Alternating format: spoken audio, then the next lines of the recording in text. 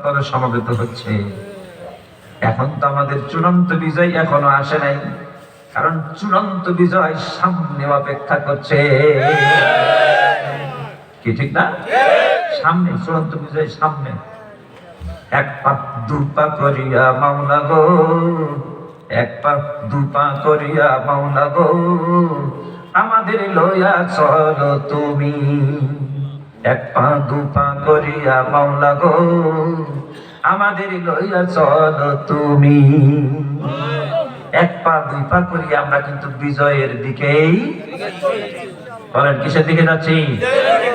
এখন চূড়ান্ত সাহায্য লাগবে কার? জোরে বলেন কার? আল্লাহর সাহায্য তো আসবেই। তার আগে আল্লাহর নবী বললেন হাদিসে কুদসি, আল্লাহ বলছেন বান্দা যখন আমার দিকে আঘাত আসে আমি তখন বান্দার দিকে এক হাত যাই। বান্দা যখন হেঁটে হেঁটে আসে আমি আল্লাহ রব্বুল আলামিন বান্দার দিকে দৌড় মেরে যাই। তাহলে আমাদের তো জমিনে কিছু কাজ আছে, আছে না নাই? আল্লাহর সাহায্য কখন আসবে? যখন আল্লাহ বুঝবেন যে এখন সাহায্য করা জরুরি। কতক্ষণ ঠিক কিনা?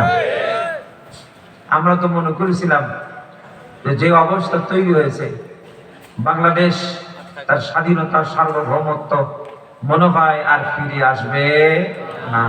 কারণ সকল প্ল্যান প্রোগ্রাম যেভাবে তৈরি করা হয়েছে, একটা ছিদ্র ছিল না যে ছিদ্র দিয়ে কোন একটা বাতাস আসার সম্ভাবনা আছে, এরকমও ছিল না। কতক্ষণ ঠিক কিনা? কিন্তু তারপরেও আমার আল্লাহ রাব্বুল আলামিন তিনি বলছেন আমি কে জানো? আমি হলাম রাতকে দিনের ভিতরে ঢুকায় দিই, দিনকে রাতের মধ্যে ঢুকাই। তুলিজুল লাইলা ফিন নাহার ওয়া তুলিজুন নাহারা ফিল লাইল। আল্লাহু আকবার বলেন। আবার তিনি বললেন আমি কে? শোনো, আল্লাহুম্মা মালিকাল মুলকি তুতিল মুলকা মান তাশা ওয়া তানজিউল মুলকা মিম্মান তাশা ওয়া তুইজ্জু মান তাশা وتذل من تشاء بيدك الخير إنك على كل شيء قدير। সূরা আলে ইমরানের 26 নম্বর আয়াত আল্লাহ বলেন নবী বলো আল্লাহুম্মা মালিকাল মুলক, মুলকিয়াতের মালিককে, সার্বভৌমত্বের মালিককে, ক্ষমতার মালিককে।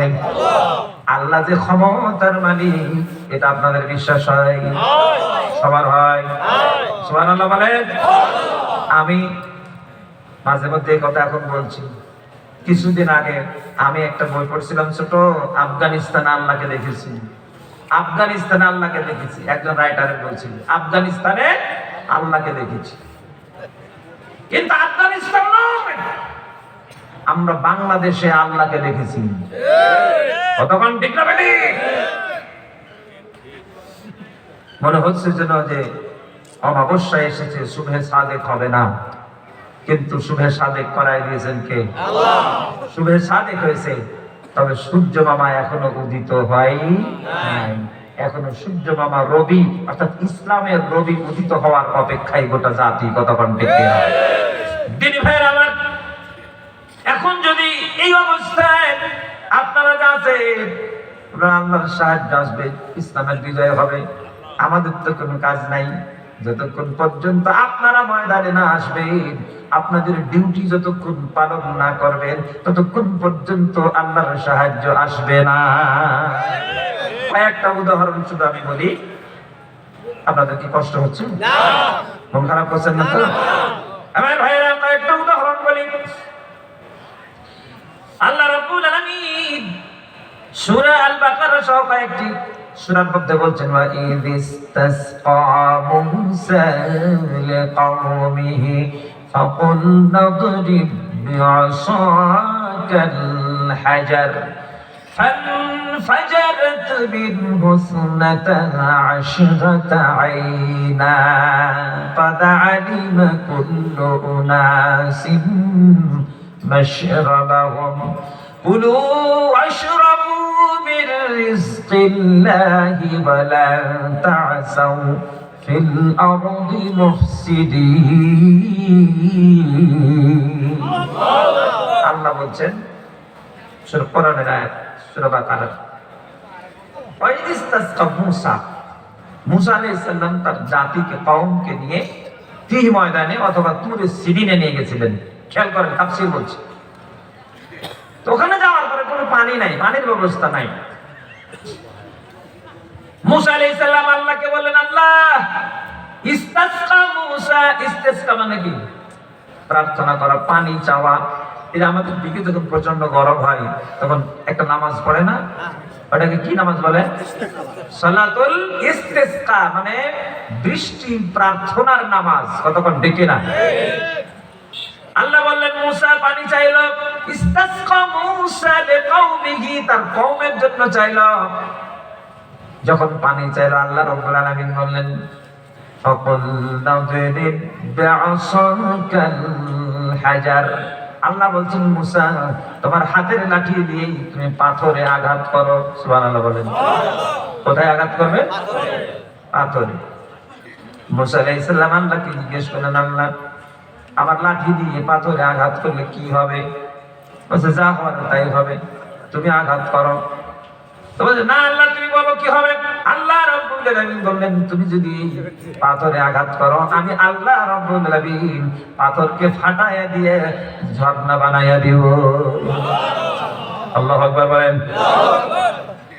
আল্লাহ রাব্বুল আলামিন বললেন, ফাকুল নাযরিব বিআসাকাল হাজার ফানফাজারাত মিন হুসনাতা আশরাতা আইনা। আল্লাহ পাক বললেন যেমন লাঠিতে আঘাত, পাথরে আঘাত মারা, মহান আল্লাহ বলছেন আমি ওই টাইমে 12টা ঝর্ণা তৈরি করে দিলাম। ছোট্ট পাথর দিয়ে ঝর্ণা হলো কয়টা? 12টা। মূসা আলাইহিস সালাম বললেন, আল্লাহ এই ঝর্ণাটা তুমি একা তৈরি করতে পারতে না? আমাকে লাঠি দিয়ে মারাই দিলা কেন? তোমার ক্ষমতা নাই? সুবহানাল্লাহ বলেন। আপনারা বলেন দেখুন আল্লাহ পারত কিনা? পারত না? মূসা আলাইহিস সালাম বললেন, আল্লাহ তুমি আমাকে লাঠি দিয়ে বাড়ি মারায় নিয়ে 12 ঝর্ণা বানালা, তাহলে তো তোমার থেকে ক্ষমতা আমার বেশি। আল্লাহ রাব্বুল আলামিন বলেন, মূসা ক্ষমতার দাপট দেখায়ও না, তোমার কাজ তুমি করবা, আমার কাজ আমি করব। লাঠি দিয়ে বাড়ি মারার দায়িত্ব তোমার, আর ঝর্ণা বানায় দেওয়ার দায়িত্ব আমি আল্লাহ। বলেন আল্লাহু আকবার। আরেকটা কথা শুনেন, ঈসা আলাইহিস সালামের মায়ের নাম হযরত মরিয়ম। নাম শুনছেন আপনারা? জিন্দেগিতে কোনোদিন শুনেছেন? ঈসা নবীর মায়ের নাম কি? হযরত মরিয়ম। আচ্ছা আপনারা কি বিরক্ত হচ্ছেন?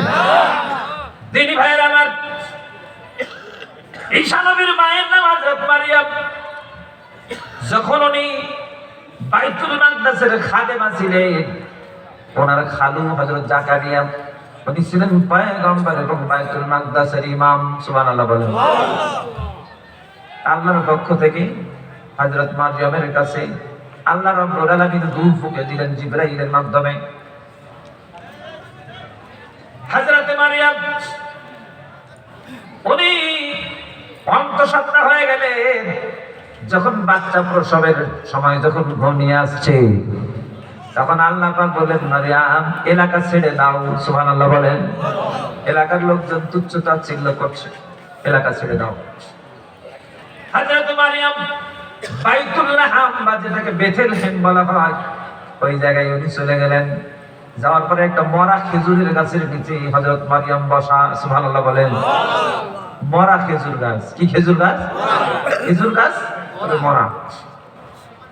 আল্লাহ রাব্বুল আলামিন ফরমান জারি করলেন, বললেন ওয়াহুজ্জি ইলাইকি বিজিদিন নাখলা তুসাকিত আলাইকি রুতবান জানিয়া।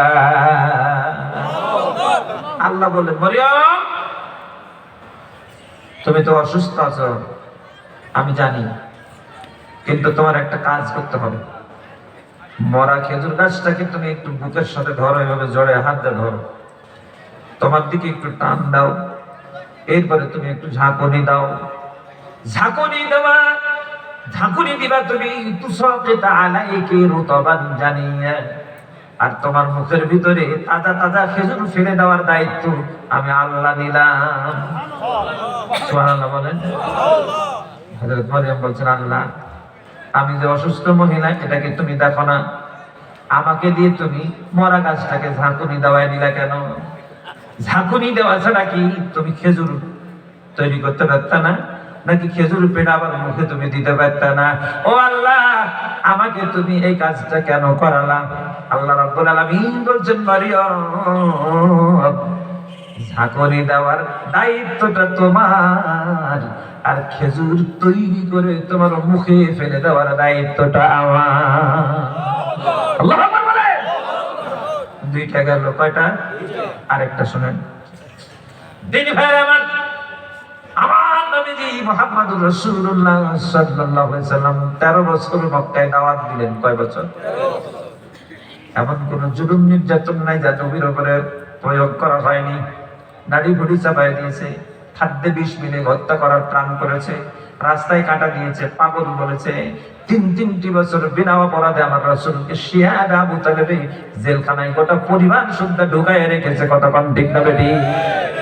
আমার ভাইয়েরা, যেদিন আল্লাহ রাব্বুল আলামিন রাতের আঁধারে আমার রাসূলকে মক্কা থেকে মদিনায় নিয়ে যাবে, ওই দিন আবু জাহালের নেতৃত্বে দারুন নাদওয়ায়, কোন রিওয়ায়াতে 9 জন, কোন রিওয়ায়াতে 13, কোন রিওয়ায়াতে 19, বিশাল এক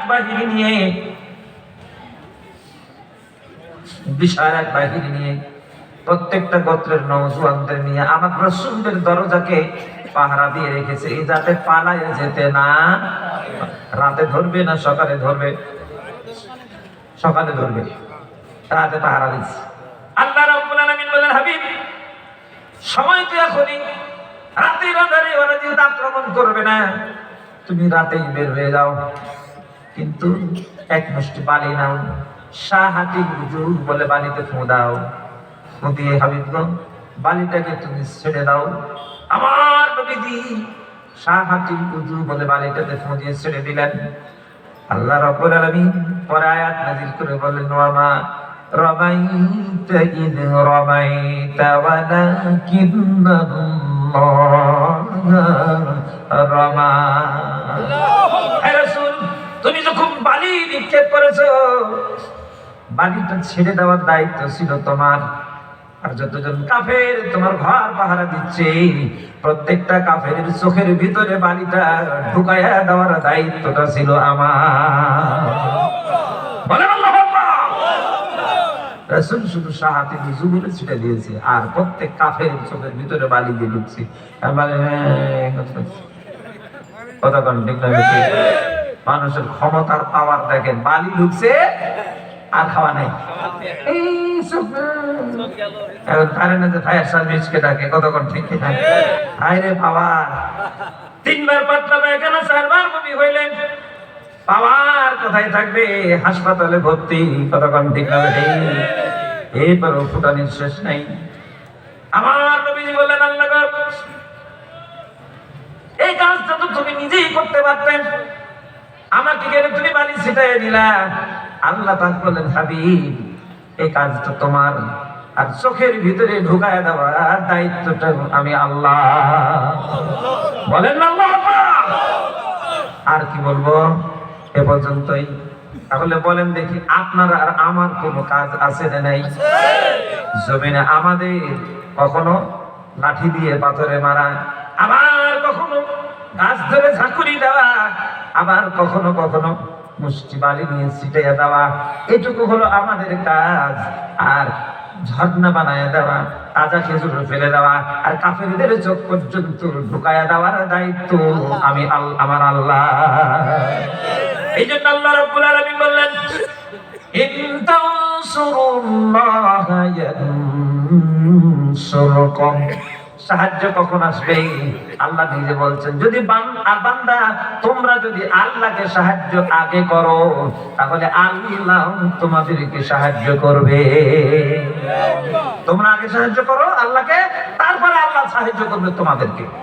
নাকি আল্লাহর আগে আসবে? আমাদের সাহায্য আগে লাগবে। কতক্ষণ ঠিক কিনা? কেন লাগবে? আপনারা কি চান? চাওয়ার উপরে নির্ভর করবে। কি চান আপনারা? কি সেকুলারিজম, ধর্ম নিরপেক্ষ মতবাদ চান? আপনারা কি সমাজতন্ত্র চান? নাকি আপনারা জাতীয়তাবাদী চান? নাকি পুঁজিবাদ চান? নাকি আপনারা আল্লাহর দিন চান? কোনটা চান? যদি দিন চান, সবাই মিলে যদি চান, আল্লাহ বললেন তোমরা যদি সবাই চাও, আমাদের চাওয়াটা আমাকে বুঝাইতে হবে যে আমি চাই। আমরা যদি চাই তাহলে কাকে বুঝাইতে হবে? আল্লাহকে বুঝাইতে হবে আমরা দিন চাই।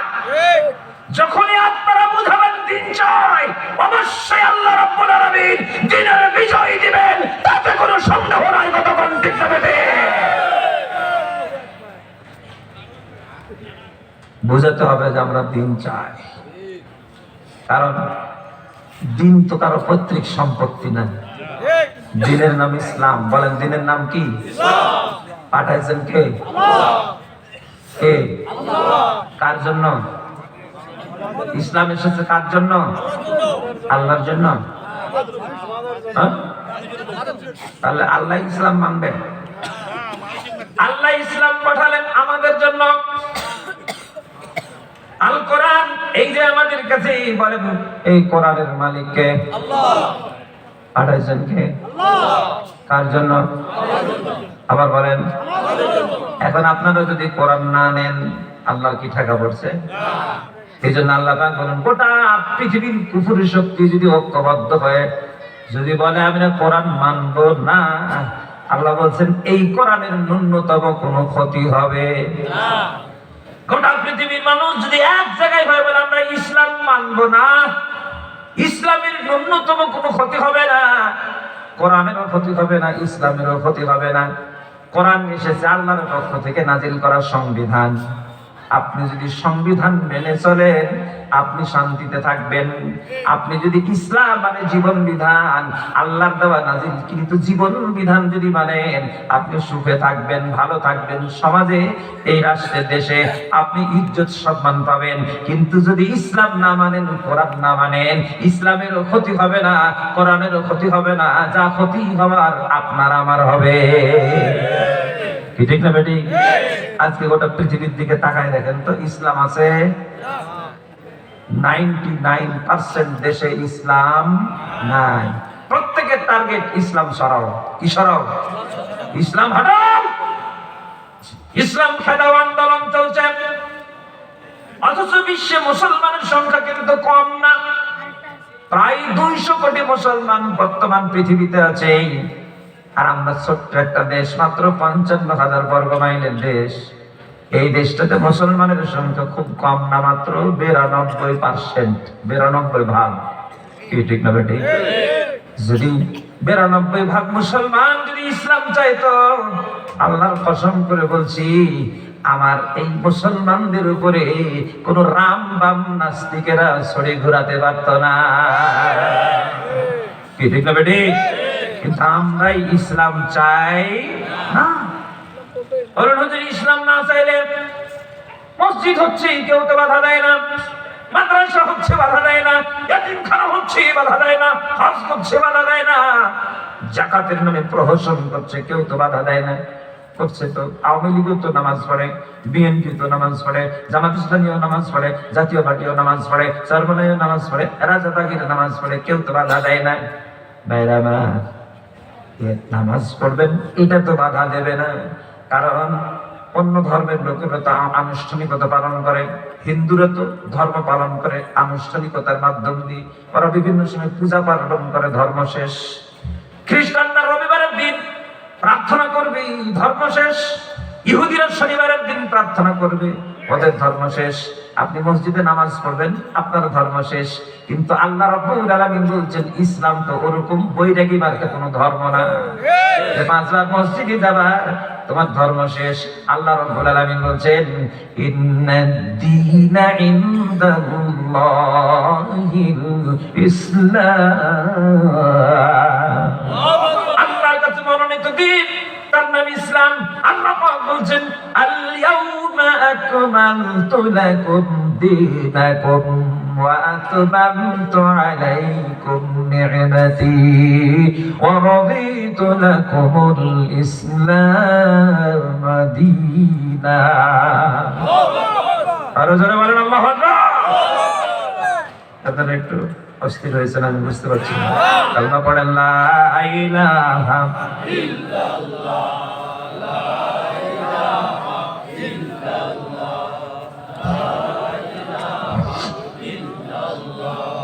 لا إله إلا الله محمد رسول الله صلى الله ভাইরা কথা যদি বুঝে থাকেন তাহলে আল্লাহ বলছেন যে আজকে তোমাদের জন্য তোমাদের দিনকে আমি পরিপূর্ণ করলাম, আমার নিয়ামতকে পূর্ণতা দিলাম, ইসলামকে তোমাদের জন্য দিন হিসাবে দিয়ে আমি আল্লাহ খুশি হয়ে গেলাম। সুবহানাল্লাহ বলেন, আমি রাজি হলাম।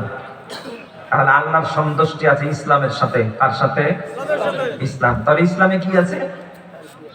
আপনি ব্যক্তি জীবনে কি কি করবেন ইসলাম বলেছে। পারিবারিক জীবন কোন পদ্ধতিতে পরিচালনা করবেন ইসলাম বলেছে না? বুঝেননি আমার কথা? বলেছে না বলে নাই?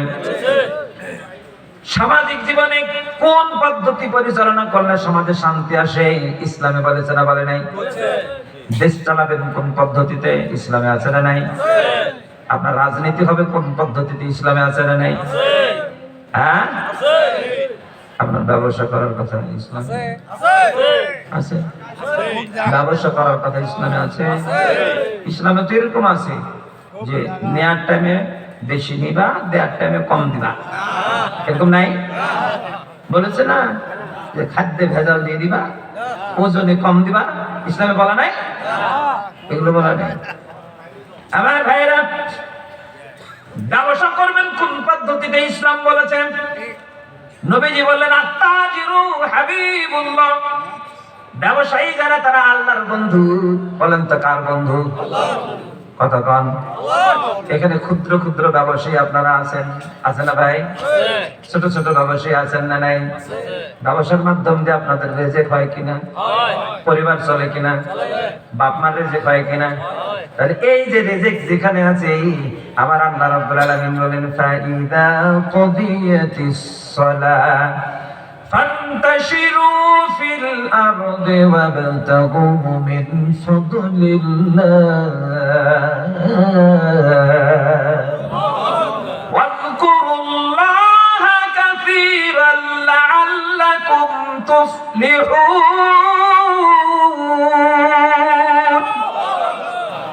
আল্লাহ বলছেন যখন নামাজ শেষ হবে জমিনে ছড়িয়ে দিল, আর আমার দেওয়া যে রিজিক আছে এটা অন্বেষণ করবা। সুবহানাল্লাহ বলে। সব রিজিক কি চাকরির ভিতরে? আল্লাহ রাসূল বললেন রিজিককে 100 ভাগ করা হয়েছে, 90 ভাগ আল্লাহ পাক রব্বুল আলামিন ব্যবসার ভিতরে রেখেছেন। কয় ভাগ? 90 ভাগ আছে ব্যবসাতে, আর 10 ভাগ আছে আদার্স। আপনারা যারা ব্যবসায়ী, রাসূল বলেন আত্তাজিরু হাবিবুল্লাহ, ব্যবসায়ীরা আল্লাহর বন্ধু। সুবহানাল্লাহ একবার বলেন। আমার দিনী ভাইরা, আপনি যদি আল্লাহর বন্ধু হন তাহলে ব্যবসা করার নিয়ম নীতি ইসলামে আছে না? আছে গো। এখন আমার দেশটা চলে সুদ দিয়ে, কতক্ষণ ঠিক কিনা? সুদের উপরে আমার দেশ দাঁড়ানো আছে, অর্থনীতি সুদের উপরে দাঁড়ানো আছে। হাজী সাহেব মানুষ হজ করে এসেছে কিন্তু সুদ খায়, আপনার এলাকাতে নাই? ঘুষের লেনদেন করে, চাকরিজীবী মানে ঘুষের লেনদেন। ভাইরা আমার, দুর্নীতি লুটপাট তন্ত্র কায়েম করে দিয়ে অর্থ উপার্জন করে, ঘন ঘন উমরা করে আর ভাজা দায়ী করে এসে হাজি রুমাল ঘাড়ি দিয়ে ঘুরে আর বলে আল্লাহর ঘর জিয়ারত করে আসলাম। মেলা কিছু দেখলাম জীবনে, আহা সব নিয়ামত মনে হচ্ছে ওকে ভরা আছে, মনে হচ্ছে কলিজাটা ওখানে পড়ে আছে, বারে বারে যেতে ইচ্ছে করছে, বারে বারে যেতে ইচ্ছে করছে। এরকম লোক নাই? কতক্ষণ আছে না নাই? এরকম ফতোয়াও মারে, আল্লাহর ঘরের প্রশংসা করে, নবীর প্রশংসা করে। আবার এই লোকটা আল্লাহর দিনের 12টা বাজাইয়া চুরিও করে, ডাকাতিও করে, লুটপাট তন্ত্র কায়েম করে। কারণ আমার দেশে ছোট চোররা শাস্তি পায়, কিন্তু আমার দেশে বড় চোর যারা এই চেয়ারে বসে থেকে এক কলমের খোঁচায় হাজার হাজার কোটি টাকা আত্মসাৎ করে, চুরি করে, এরাই হলো দেশের বড় চোর আর ডাকাত। কথা বল ঠিক না বেঠিক? আখেরি মোনাজাত দিয়ে এই চোর বন্ধ করা যাবে? চুরি বন্ধ করা যাবে? বাংলাদেশে তো দোয়া কম হয় না। এদের টুঙ্গিতে প্রত্যেক বছর 2 পর্বে ইজতেমা হয়। কয় পর্বে? 3 দিন 3 দিন। কয় দিন গো? 3 দিন 3 দিন 6 দিন দোয়া। প্রত্যেকবারই 2 বার আখেরি মোনাজাত। একবারের দোয়া যদি কবুল হতো তাহলে না হতো, একবারও তো কবুল হতে দেখি নাই। দেখছেন নাকি? এজন্য আমি গাজীপুরে একটা মাহফিলে গেছিলাম, এক ছেলে দাঁড়ায় বলছে, হুজুর আমি তো বাংলাদেশে আল্লাহকেই দেখি না, আছে নাকি? তো বললাম কেন রে ভাই?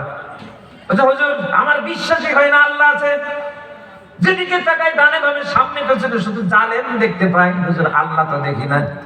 তো আল্লাহ দেখবি না মানে? বলছে আল্লাহ যে বলেছে ওয়া কানা হাক্কান আলাইনা নাসরুল মুমিনিন।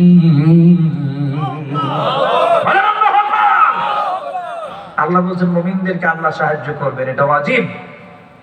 তো হুজুর বাংলাদেশে কি কোনো মুমিনই নাই নাকি আল্লাহর সাহায্য নেই? কোনটা নেন? কেন? বসে এত জুলুম চলে, আলেম ওলামাকে জেলে দেয়। বলে দাঁড়িয়ে বলছে, ওনার কথা বলছি, সাইদি হুজুর জেলে আছে, মামুনুল হক সাহেব জেলে আছে, এরপরে বাবুনগরী সাহেব জেলখানাতে আছে। যারাই হক কথা বলবে তারাই জেলে। অনেককেই তো শহীদ করে দেওয়া হয়েছে। হুজুর এত জুলুমের পরেও আল্লাহর সাহায্য কেন আসে না? আমি বললাম কথা তো ঠিকই, দেখি তোমার প্রশ্নের জবাব কোরআনে আছে না নেই? আমার ভাইরা, আমি তখন কোরআনের আয়াত পড়লাম। আল্লাহ বলছেন আম হাসিবতুম আন তাদখুলুল জান্নাহ ওয়ালাম্মা ইয়া'লামিল্লাহুল্লাযীনা জাহাদু মিনকুম ওয়া জা'আলা মাস-সাবিরিন। আল্লাহ রাব্বুল আলামিন বলেন, তোমরা কি ধারণা করছো জান্নাতে প্রবেশ করবে, অথচ আল্লাহ জানলেই না তোমরা কে ঈমানের উপর অবিচল আছো, কে সবুরকারী আর কে জিহাদকারী, আল্লাহ জানলেই না। কি ঠিক না বেটি? 2 নম্বর আল্লাহ বললেন ওয়ালাম্মা ইয়াতিকুম মাসাতুহুমুল বাসাউ ওয়াদ-দাররাউ ওয়া যুলজিলু হাত্তা ইয়াকুলার রাসূলু ওয়াল্লাযীনা আমানু মা'আহু মাতা নাসরুল্লাহ।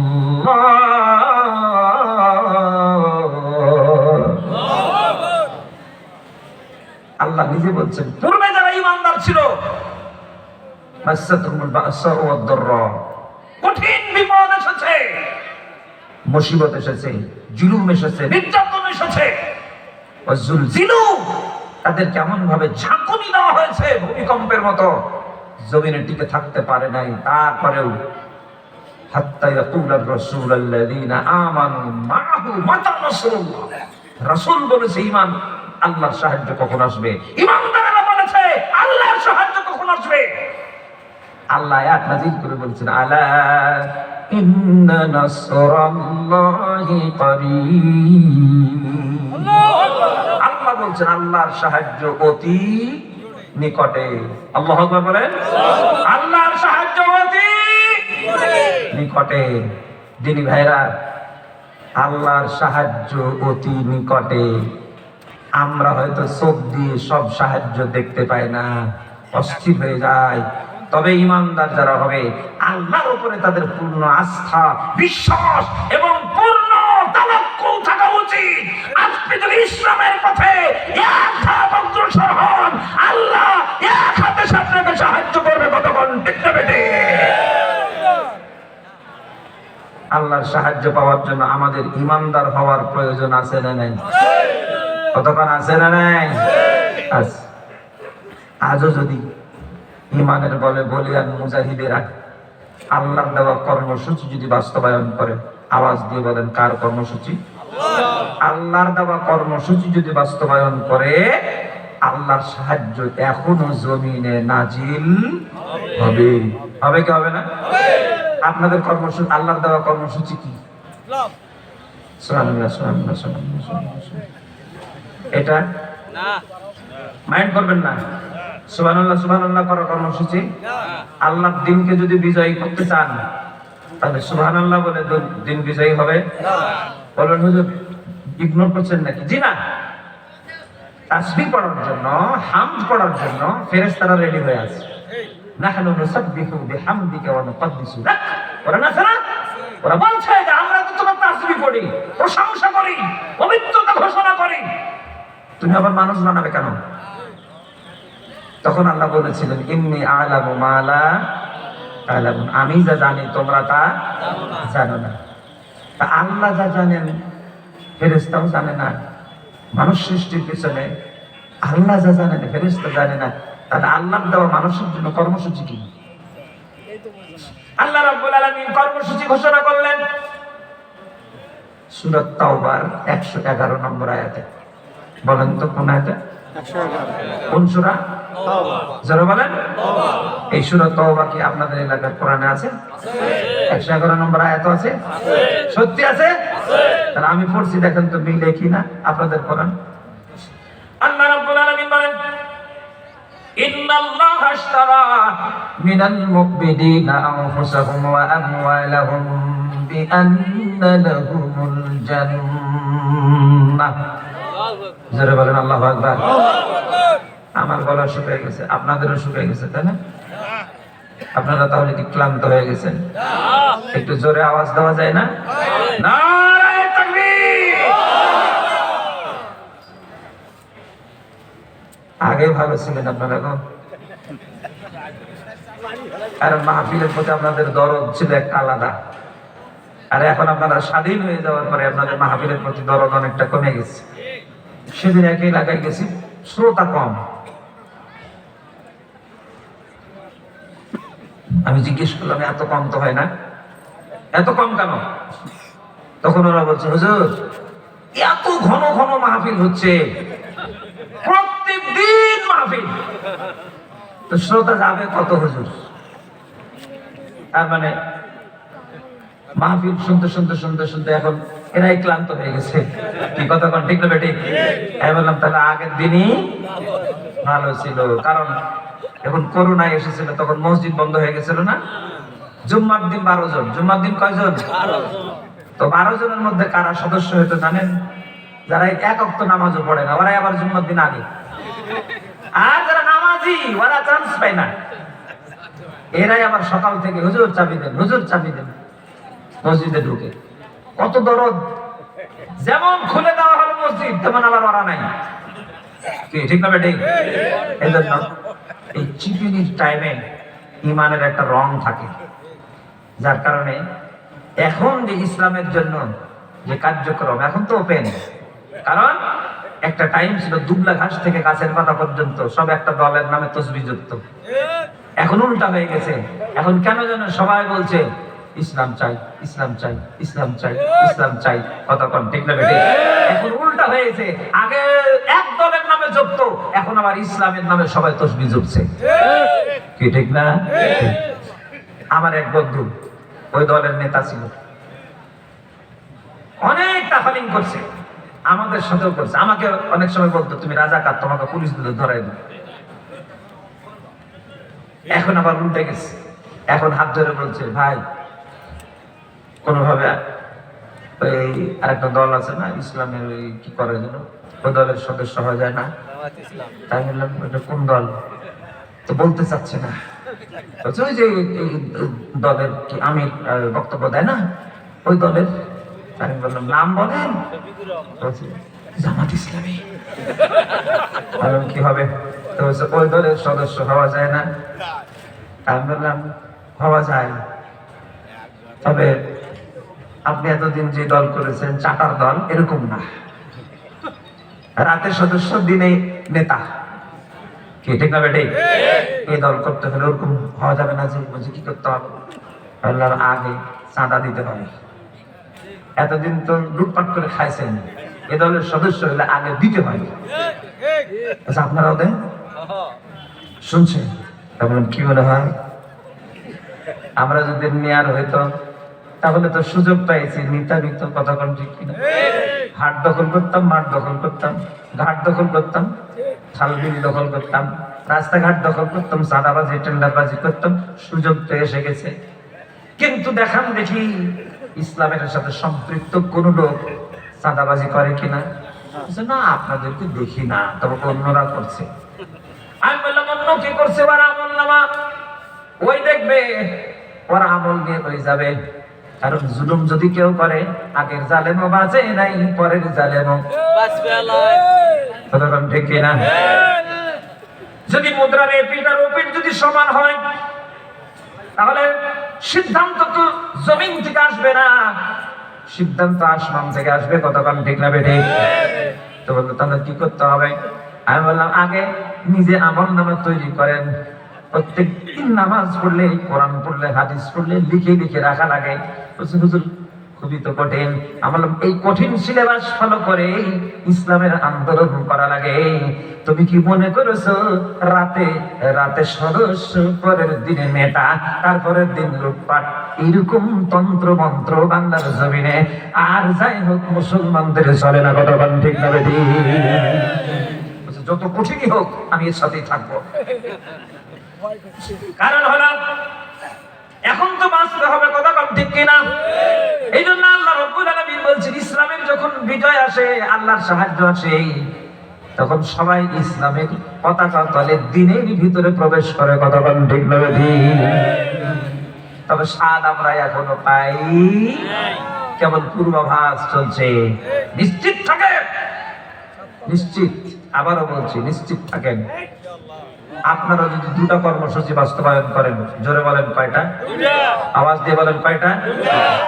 এক নম্বর কর্মসূচি আল্লাহ রাব্বুল আলামিন বললেন ওয়া'তাসিমু বিহাবলিল্লাহি জামিআ। আল্লাহ বলছেন ঐক্যবদ্ধ হয়ে যাও আল্লাহর রুজ্জুকে ধরে। রুজ্জু মানে কোরআন। আল্লাহর রুজ্জু মানে কি? কোরআন। জোরে বলেন কোরআন। আল্লাহর কোরআন কাঁধে ধরে ঐক্য হও। এতদিন যা করেছো সবাই কোরআনের কাছে আসো। সবাই যদি আমরা কোরআনকে যদি আঁকড়ে ধরতে পারি, আল্লাহর রশি যদি ধরি কোরআন, আল্লাহ পাক বললেন ওয়ালা তাতাফাররাকু, বিচ্ছিন্ন হয় না, সবাই ধরো।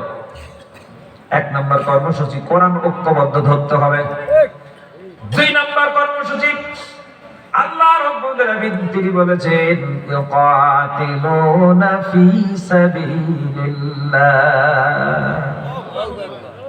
আল্লাহর রাস্তায় লড়াই করতে হবে। কি করতে হবে? রাস্তা পাহারা দিতে হবে।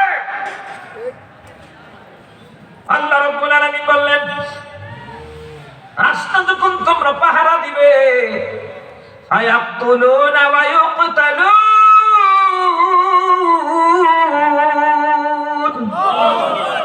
মারবে এবং মরবে। যদি ইমানদার মরে যায় লস আছে? আল্লাহ বলছেন মারবে এবং মরবে। এই জন্য আপনাকে মারার নির্দেশ আগে দেওয়া হয়েছে, কারণ মায়ের থেকে বড় ওষুধ আর কতক্ষণ আছে? এবার শুনেন মায়ের শানে নজুল। বদরের যুদ্ধে বিশ্ব নবী 313 জন মুজাহিদ নিয়ে রওনা হয়েছেন। সুবহানাল্লাহ বলেন। এই কতজন? 313 জন। তাবু ফেলেছেন। রাতের বেলা আল্লাহর কাছে দাঁড়ায় মোনাজাত করছে, আল্লাহ সাহায্য পাঠাও। তুমি যতক্ষণ ওয়াদা না দেবে সিজদা থেকে মাথা তুলবো না। সুবহানাল্লাহ বলেন। আল্লাহ রাব্বুল আলামিন জিবরিল আমিনকে পাঠিয়ে দিলেন।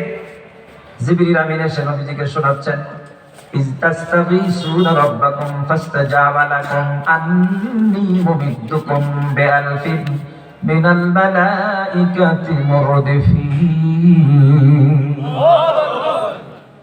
আল্লাহ বলছেন তোমরা সাহায্য চেয়েছো, আমি আল্লাহ তোমার ডাক শুনেছি, সাহায্য দেওয়ার জন্য ওয়াদা দিলাম। আল্লাহু আকবার বলেন। কি সাহায্য দিবে আল্লাহ রাব্বুল আলামিন? বললেন আন্নী মুমিদ্দুকুম বিআলফিন মিনাল মালাইকাতি মুরদিফিন। 1000 মালাইকা পাঠাবো আসমান থেকে, ধারাবাহিক ভাবে তারা আসতেই থাকবে। সুবহানাল্লাহ বলুন। ফেরেশতা এসে কি হবে? আল্লাহ রাব্বুল আলামিন এবার ওই ফেরেশতাদেরকে তিনি ডেকে বলছেন, ইদি ইউহি রাব্বুকা ইলাল মালাইকা আন্নী মাআকুম। আল্লাহ পাক ফেরেশতাদের ডাকলেন, যারা আসবেন, বলো ফেরেশতারা শোনো, বদরের ময়দানে আমার রাসূল এসেছেন 313 জন ঈমানদার সাথে করে নিয়ে। সুবহানাল্লাহ বলেন। তো ওখানে তোমাদেরকে যেতে হবে। ফেরেশতারা বলছে, আল্লাহ আমরা ওখানে গিয়ে কি করব মানুষের ভিড়ে? আল্লাহ বলছেন, শুধু তোমরা একা যাবে না, আন্নী মাআকুম, আমি আল্লাহ রাব্বুল আলামিন তোমাদের সাথে যাব। সুবহানাল্লাহ। আসতে বললেন যে মালাইকা আসবে 1000, সাথে কি আসবে? কোথায়? বদরে। জোরে বলেন কোথায়? তিনি আল্লাহ রাব্বুল আলামিন এতদিন কোথায় ছিল তাহলে? আমার রাসূল 13 বছর মক্কায় মার খেলেন, আল্লাহ বললেন না আমার রাসূল আহত হয়েছে, তায়েফের ময়দানে ক্ষত বিক্ষত হয়েছে, আমি যাই? উনি আসেননি। 3 বছর জেল খাটলেন, আল্লাহ আসলেন না। আল্লাহ পাক বললেন বদরের ময়দানে, মালাইকা তোমরাও যাও, আমি তোমাদের সাথে আমিও যাব। আন্নী মাআকুম, নিশ্চয় আমিও তোমাদের সঙ্গী হব। সুবহানাল্লাহ বলেন। ফেরেশতা আসবে 1000, সাথে আসবেন আল্লাহু আকবার। আল্লাহ পাক এবার ফেরেশতাদের বললেন, শোনো ফেরেশতারা, তোমাদের একটা কাজ করতে হবে। বলল কি? ফাসাব্বিতুল লাযিনা আমানু, ঈমানদারদেরকে তোমরা সাহস যোগাবে, এটা তোমাদের কাজ। ফেরেশতা বলল, আল্লাহ তোমার কাজ কি হবে? আল্লাহ রাব্বুল আলামিন বলছেন, সাউলকি ফি কুলুবিল লাযিনা কাফারুর রুবা, কাফেরদের অন্তরে ভয় তৈরি করে দিব, এটা হবে আমার কাজ। কাফেরদের অন্তরে ভয় ঢুকাই দেব, এটা কার কাজ? এটা আল্লাহর ডিউটি। আর ফেরেশতাদেরকে বলেন, তোমরা ঈমানদারকে খালি সাহস দিবে যেন ওরা মাঠে থাকে। সুবহানাল্লাহ বলেন। জুলাইয়ের আন্দোলনে দেখেছেন না, কারফিউ দিয়ে দিল 144 ধারা, করে গুলি মারতেছে,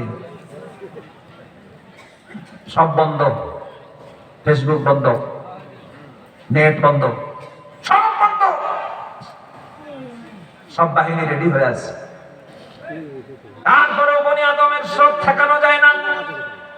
মাদ্রাসার ছাত্র, মাদ্রাসার শিক্ষক, মসজিদের ইমাম, মসজিদ, আলেম ওলামা ঐক্য হয়ে গেল। এরপরে শ্রমিকরা ঐক্য হয়ে গেল, ব্যবসায়ীরা ঐক্য হয়ে গেল, মা বোনরা ঐক্য হয়ে গেল, ছাত্ররা ঐক্য হয়ে গেল, ছেলেরা ঐক্য হয়ে গেল, মেয়েরা ঐক্য হয়ে গেল। সবাই মিলে একই কথা, তুই কে আমি কে। এটা বলেছে না বলে নাই? আমার ভাইরা, এর থেকে আর আমি বলবো না। এরপরে বলল, জীবন একজনের নাম, হাজার হাজার যদি জীবন চলে যায় যাবে, আমরা ময়দান ছেড়ে যাব। সালাও বলি, আবু সাহিদ দিয়ে শুরু হয়ে গেল, মুগ্ধদের ময়দানে আসলো, আলী রায়হানরা আসলো। রাত 3টার সময় ঢাকা বিশ্ববিদ্যালয়ের মেয়েরা সারিবদ্ধভাবে মিছিল নিয়ে ময়দানে নেমে গেল। আমি ভাইরা আমার, সেদিন ঢাকার উত্তরে গেছিলাম, উত্তরা গাজীপুর থেকে শুরু করে একদম কি বলে আপনার এই ঢাকা পর্যন্ত বিশাল সেই জনস্রোত, গণভবন পর্যন্ত একই স্রোত, ঠেকানো যায় না। পুলিশ গুলি চালাইয়া অনেক ভাইকে সেদিন শহীদ করেছে। উত্তরা এলাকা শাহাদাতের নজরানা পড়েছে। আমার যাত্রাবাড়ির শহীদাবাদে গুলি চালিয়ে মাদ্রাসার ছাত্রদেরকে শহীদ করেছে। ভাইরা, আজকে আল্লাহর কসম করে বলি, যখন জমিনে রক্তের নজরানা যখন এসেছে, বনে আদমের ইসলামী আন্দোলনের সকল স্তরের ভাই বোনরা ঐক্যবদ্ধভাবে যখন জিহাদি তাবান্না নিয়ে ময়দানে এসেছে, তখন আল্লাহ রাব্বুল আলামিনের সাহায্য ত্বরান্বিত হয়েছে। কি ঠিক না বেটি? সাহায্য ত্বরান্বিত হয়েছে, কিছু ঘটে গেছে। সব চিন্তা করলো মেরে ইমানদারকে শেষ করা যাবে না, মেরে শেষ করা যাবে না। ভিতরে একটা ভয় ঢুকে গেল, ভয়টা ঢুকে ধরাই দিয়েছে কি আতঙ্ক তৈরি হয়ে গেল। সবাই সকল শ্রেণী গিয়ে ওনাকে বললেন টাইম 45 মিনিট। কতক্ষণ টাইম? 45 মিনিট। কার ধরা? সিদ্ধান্ত কার? ফয়সালা কার? এমনি আসলো ময়দানে জনগণ। কতক্ষণ ঠিক না বেঠিক? বদরের ময়দানে বিশ্বনবী নিজে দাঁড়ানো, 313 জন মুজাহিদ দাঁড়ানো। আল্লাহ বলেন আমি নিজে যাব। আল্লাহ আসলেন, মালায়েকা আসলেন। আল্লাহ বলেন তোমরা ওদের সাহস দাও, আমি কাফেরদের ভয় অন্তরে ঢুকাই দিচ্ছি। এরপর আল্লাহ রাব্বুল আলামিন মালায়েকাদেরকে বললেন আরেকটা কাজ করবা, ফাদরিবু ফাওকাল আ'নাক ওয়াদরিবু মিনহুম কুল্লা বানান।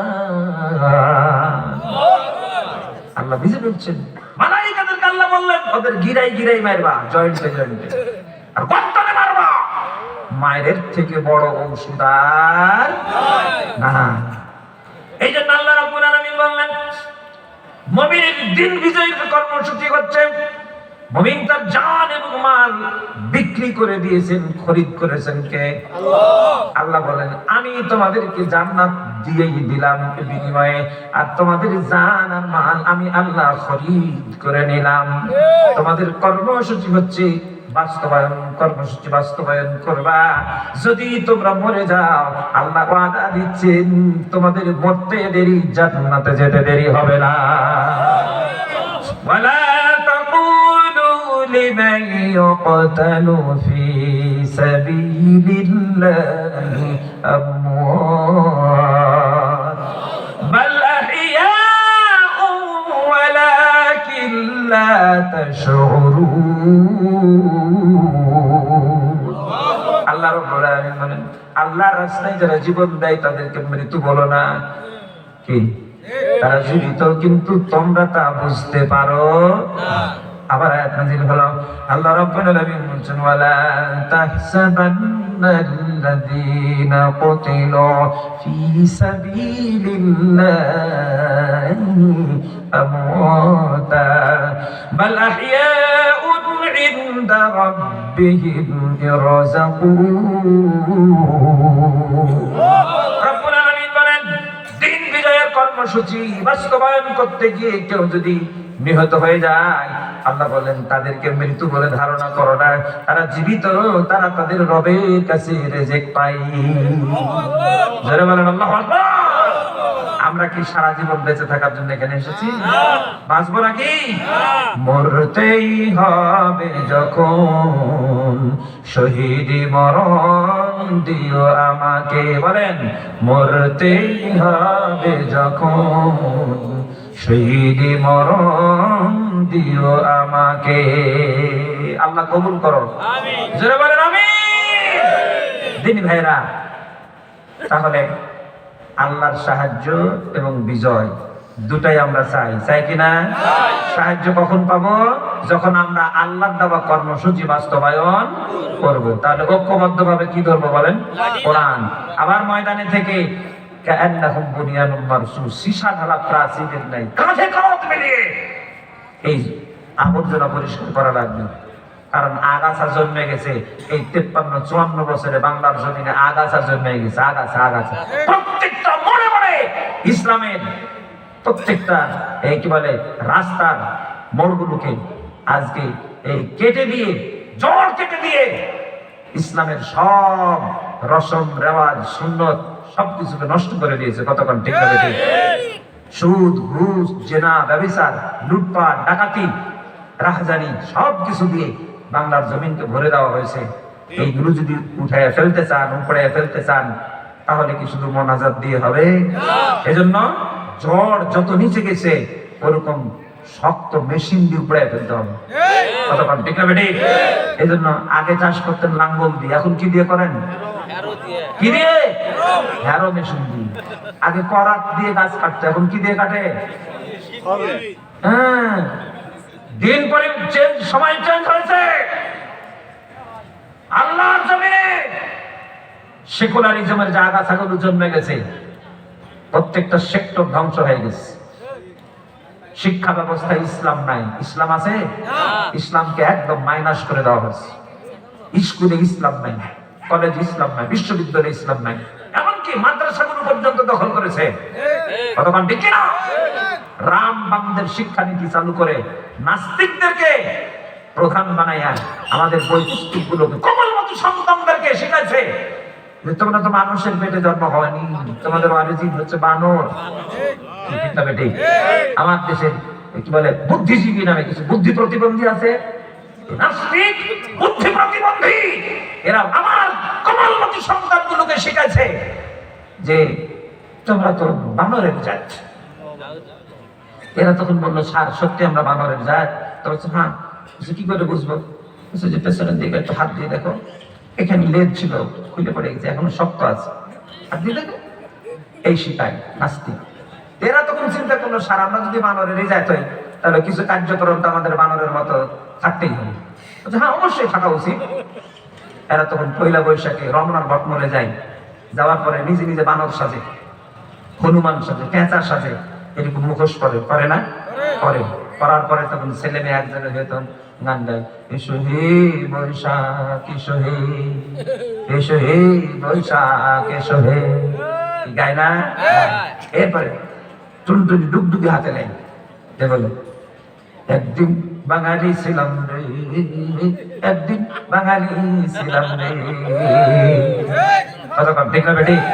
টুনটুনা টুন মাথাতে গামছা বাঁধে, একটা সেন্ডু গেঞ্জি পরে আর লুঙ্গি পরে, আর ইলিশ মাছ মেলা দাম দিয়ে কিনে, বাপের টাকার তো অভাব নেই, চুরি করা টাকা। কতক্ষণ ঠিক না বেটি? এই টাকা দিয়ে ইলিশ মাছ কিনে এনে গরম ভাত রান্না করে পানি দিয়ে পান্তা ভাত বানাই, এরপরে ইলিশ মাছ দিয়ে পান্তা ভাত খাচ্ছে। তাও আবার কিসে করে খাই জানো? ওই একদিনের জন্য ওরা কৃষক সাজছে, বুঝতে পারেননি? মাটির থাল কিনে আনছে, মাটির থাল। কুমারের বাড়ি থেকে মাটির থাল কিনে আনে, গামলার মতো থাল, অতি করে খায়। একদিনের জন্য বাঙালি হয়। আমার ভাইয়েরা কিভাবে প্রহসন টিটকারি মশকরা করে চিন্তা করে দেখে। বুদ্ধি প্রতিবন্ধীরা ট্রেনিং দিয়েছে, এভাবেই তোমরা প্রহসন করবা। আমার ভাইরা ওরা আমার কৃষককে প্রহসন করলাম। আপনাদের এলাকার কৃষকরা মনে হয় পান্তা ভাত ইলিশ মাছ দিয়ে খায়? এলাকার কৃষকরা খায় না? আমরাও কৃষকের ঘরের বাচ্চা, আমরাও খাইছি পান্তা ভাত, তবে পেঁয়াজ আর মরিচ দিয়ে খাইছি। কি আপনাদের দিকে কি দিয়ে খায়?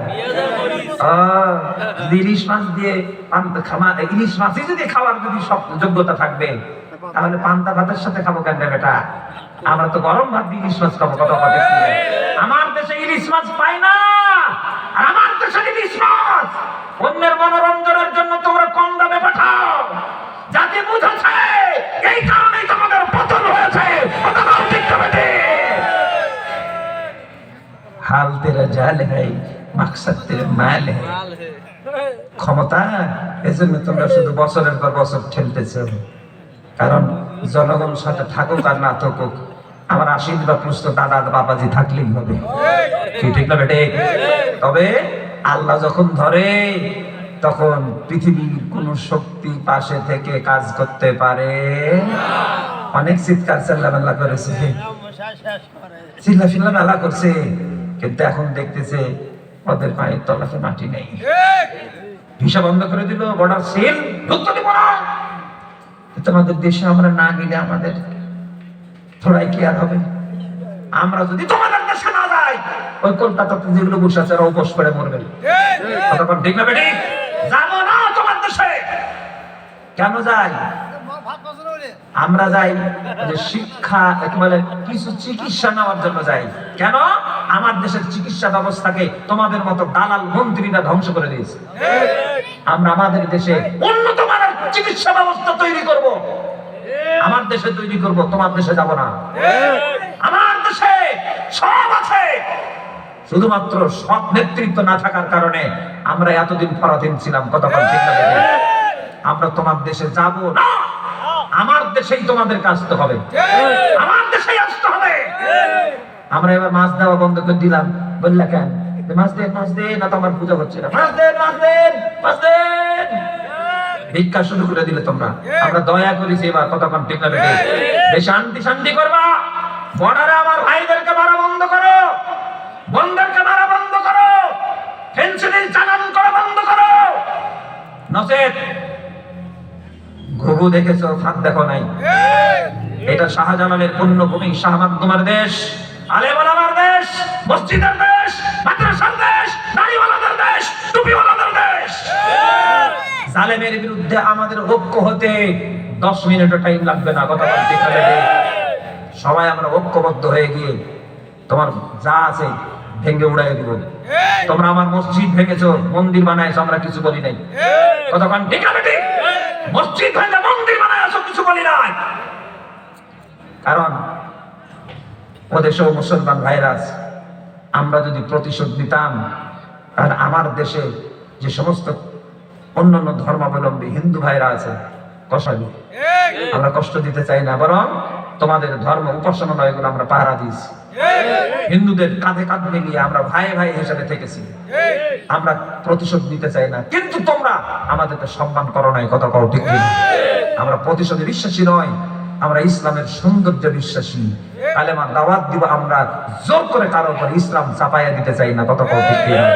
কিন্তু তোমরা জোর করে শ্রীরাম বলে আমার ভাইদেরকে তোমরা হিন্দু বানানোর প্ল্যান করেছো। মসজিদগুলো ভেঙে মন্দির বানাইছো, কুরবানির আমার উপরে দেয়, আমার ভাইদেরকে জিন্দা পিটিয়ে মেরে ফেলেছো। আমাদের কলিজা ফাটে না? কলিজা কাঁদে না? তোমার দেশের মুসলমান আর আমরা কোনো পার্থক্য নাই, একটা দেহের মতো, কথা কর ঠিক আছে? দিনী ভাইরা আমার, এজন্য আমি অনুরোধ করব যে তোমরা ষড়যন্ত্র করো, তোমাদের ষড়যন্ত্র নস্যাৎ করার জন্য আমার আল্লাহ রেডি হয়ে আছে। এটা ইসলামের দেশ, মুসলমানের দেশ, এতটুকু লিখে রাখো। আগামী দিনে বাংলাদেশ হবে আল কোরআনের দেশ। বলেন ইনশাআল্লাহ। আমরা শুধু এতদিন যা করছি তোমাদের শিখিয়ে দেওয়ার কারণে, কারণ আমাদের ভিতরে কোনো বিভাজন ছিল না, আমাদেরকে তোমরা দুশ্মনী করে দূরে সরাই রাখছিলা। আমরা এখন বুঝতে পেরেছি যে শত্রু কারা আর বন্ধু কারা। এখন আমরা হাতে হাত মিলিয়ে একজন আরেকজনের সাথে আমরা বন্ধুত্ব করবো, কতক্ষণ ঠিক না? আমাদের সরমনাই, আমাদের জামাত ইসলামী, খেলাফত মজলিস, শাসনতন্ত্র, হেফাজত, আলিয়া, কওমি, তাবলীগ, আমাদের কেউ পার না, সবাই আমাদের আপন ভাই, কতক্ষণ ঠিক না বেটি? একই মায়ের এতগুলো সন্তান, আমরা সব মিলেমিশে একই হাঁড়িতে রান্না করে আগামী দিনে খাবো। আমরা সিদ্ধান্ত নিয়েছি, প্রতীক যাই হোক, শীত এক জায়গায় যাবে, কতক্ষণ ঠিক না? আমাদের সিদ্ধান্ত হচ্ছে আল্লাহর আইন চাই, একটা আওয়াজ দিয়ে বলেন, আল্লাহর আইন চাই, সৎ লোকের শাসন চাই। আগামী দিনে যে প্রধানমন্ত্রী হবে, বাইতুল মুকাররমের খতিব হওয়া লাগবে, কতক্ষণ ঠিক না বেটি? আগামী দিনে প্রধানমন্ত্রীকে বাইতুল মুকাররমের খতিব হতে হবে। আগামী দিনে এমপিদেরকে নিজ নিজ এলাকার কেন্দ্রীয় মসজিদের খতিব হওয়া লাগবে। আমরা এইরকম মেম্বার অফ পার্লামেন্ট দেখতে চাই। আপনাদের এলাকার কৃতি সন্তান, আমাদের প্রিয় ভাই মুফাসসিরে কোরআন আল্লামা নুরুল আমিন সাহেব, উনি যদি বিজয়ী হয় তাহলে উনি ইমামতি করতে পারবে না? খতিবি করতে পারবে না? আমি আমার ভাইকে ফোনে বলেছি, আল্লাহ যেন আপনাকে বিজয়ী করে, আর আগামী দিনে আল্লাহ যেন ধর্ম মন্ত্রণালয়ের মন্ত্রী আপনাকে যেন আল্লাহ কবুল করে। আপনারা চান না আমার ভাই মন্ত্রী হোক? চান না? আপনাদের সম্মান বাড়বে না কমবে? আমি চাই বাংলাদেশকে জঞ্জাল মুক্ত করার জন্য প্রথমে আবু সাঈদ বুক পেতেছে, রংপুরের সম্মান কমেছে না বেড়েছে? প্রধান উপদেষ্টা থেকে শুরু করে বিশ্বের সকল নামি দামি নেতা রংপুরে এসেছে। কে চিন্তা আবু সাঈদকে, আবু সাঈদের বাপকে, আবু সাঈদের ভাইকে, মাকে? এখন সবাই চিনে, কতক্ষণ ঠিক না? ঠিক। আগামী দিনে যেন রংপুরের এই পীরগঞ্জের জন্য সম্মান বৃদ্ধি পায়। আমার প্রিয় ভাই নুরুল আমিন সাহেবকে আল্লাহ যেন মেম্বার অফ পার্লামেন্ট হিসেবে কবুল করেন। এরকম নেতৃত্ব যদি আগামী দিনে তৈরি হয়, বলেন জাতির কল্যাণ হবে না অকল্যাণ হবে? সুদ ঘুষ জানাবা বিচার থাকবে? হযরত ওমরের উত্তরসূরি, কতক্ষণ ঠিক না? আমরা তো এরকমই কিছু চাই। আপনাদের কিছু কিছু লোকের কলিজা পুড়ে ছাই হয়ে যাচ্ছে। মৌলবি ভোট করবি রে, মৌলবি ঠিক হবে রে, মৌলবি ভোট করবি রে। এই সমস্ত কথা বন্ধ করতে হবে, কারণ আপনারা এতদিন শুধু ভোটের নামে প্রফেশনাল লুটপাট করেছেন। আগামী দিনে জিহাদ ফি সাবিলিল্লাহর প্রথম পদক্ষেপ হচ্ছে ইলেকশন ফি সাবিলিল্লাহ। ইলেকশন ফি সাবিলিল্লাহ, আল্লাহর রাস্তায় ইলেকশন। কতক্ষণ ঠিক না বেঠিক? দিনী ভাইরা আমার, এই যে আপনার কি বলে অপারেশন ডেভিল হান্ট চলছে না? ডেভিল মানে ইবলিশ, শয়তান। ডেভিল মানে কি? শয়তান। শয়তান খোঁজার আন্দোলন চলছে, অপারেশন চলছে। কিছু কিছু লোকের গা জ্বলতেছে, কারণ এরা তো শুধু শয়তান খুঁজছে নাকি? কোন হুজুরের বাড়িতে গেছে, আলেম ওলামা ধরছে? আর এতদিন তো তোমরা ইবলিশদেরকে তোমরা ওই রমজান মাস ছাড়া পার হয়ে গেলে যেমন ইবলিশ মুক্ত পাই, তোমরা তো এতদিন ইবলিশকে তোমরা ছেড়ে দিয়ে আলেম ওলামাদেরকে ধরে জেলে রাখতা। আমরা মাহফিল করে কোন রকম যদি যাইতাম রাস্তাতে, দাঁড়ান কোথায় ওয়াজ করতে গেছিলেন, অমুক পোস্টার দেখান, দেখালাম। ও আপনি ওয়াজ করছিলেন না, আপনার নামে কমপ্লেইন আছে, চলেন থানাতে যেতে হবে। ওয়াজ করলাম 10 মাইল দূরে, গ্রেফতার হলাম 10 মাইল পরে। কতক্ষণ ঠিক না বেঠিক? মানে ইবলিশেরা রাস্তায় রাস্তায় তল্লাশি করেছে। এখন ওই ইবলিশকে তো হান্ট করতেছে সেনাবাহিনী, আমাদেরকে তো ধরে না, ধরছে ইবলিশ। কতক্ষণ ঠিক না বেঠিক? আগামী দিনে বাংলাদেশ ইবলিশ মুক্ত হবে, দুর্নীতি মুক্ত হবে, অবিচার মুক্ত হবে, জুলুম মুক্ত হবে। আল্লাহর দিন এই জমিনে বিজয়ী হবেই হবে ইনশাআল্লাহ। আল্লাহকে হাত তুলে দেখান, নারায়ে তাকবীর, নারায়ে তাকবীর। আল কোরআনের আলো, কোরআন হাদিস যেখানে, বলেন ইনশাআল্লাহ। আরেকটা বলবেন, আল্লাহর আইন চাই, এটা ভুলবেন না। প্রত্যেকটা ওয়াক্তে ওয়াক্তে বলবেন আল্লাহর আইন চাই, সৎ লোকের শাসন চাই। প্রত্যেকের কাছে দাওয়াত দিবেন, যে বুঝে তাকেও দিবেন, যে না বুঝে তাকেও দিবেন, যে দোস্ত এবার জিহাদ ফি সাবিলিল্লাহ, আল্লাহর দ্বীনকে বিজয়ী করতেই হবে। দিন যখন বিজয়ী হবে তখন আর গায়ে হাত বোলানো লাগবে না, এমনি মানুষ ইসলামের পতাকা তলে আসবে। কতক্ষণ ঠিক না? আল্লাহ তুমি তৌফিক দাও, বলেন আমিন। কবুল করো, বলেন আমিন। সম্মানিত তাওহীদি জনতা, কথা বলতে গিয়ে কোন লাইনে বললাম বুঝলেন কিনা? কষ্টই হলো মনে হয়। আমরা আর বেশি লম্বা করতে পারতেছি না, গভীর রাত হয়ে গেছে। 12টা বলেছিলাম, 12টা হয়ে গেছে ইতিমধ্যে। আমার ভাইরা মাঝে মধ্যে আমাকে একটু লিখিত আকারে আমলনামা পাঠাচ্ছেন যে হুজুর একটু কিছু কালেকশন। তা আপনাদের বসবেন, একজন উঠবেন না, ছোট্ট পরিসরে আপনাদের কাছে যা আছে এই যে মাহফিলটা বাস্তবায়নের জন্য এই এই যারা পদক্ষেপ গ্রহণ করেছেন, আমি দেখেছি অনেক সরল সহজ মানুষ বড় বড় দায়িত্ব নিয়ে কাজ